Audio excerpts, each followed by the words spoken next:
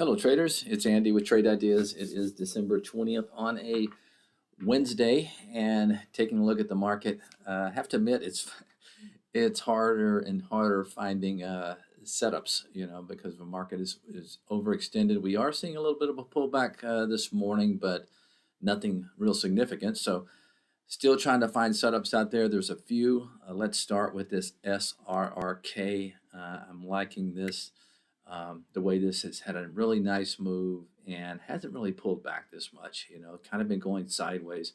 20 is a huge level, can't get above. So set your price alert. I like to be a little bit early so I can see them and react, but SRRK is definitely on the list. I do not have any of that at the time. Path has been on the list for a while, and I'm still in this, but looking for a break above that, call it the 2650 level to maybe add to my position depending on the market. Let's see.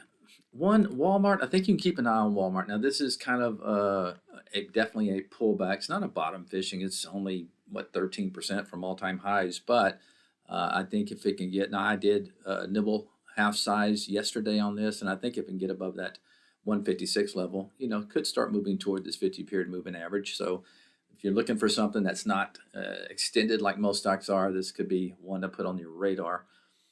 OGE, this is a one that's had a move, pulled back, and trying to bounce. That's a nice setup there. It's above its moving averages. Maybe just look for a push a little bit higher above yesterday's high in that OGE. Now, this is one, if it does break below that 20 and close below, I would be getting out of. So it's kind of a low risk situation there. There's a few more on the list, guys. If you have trade ideas, you'll be able to watch all my setups live. Have a great day.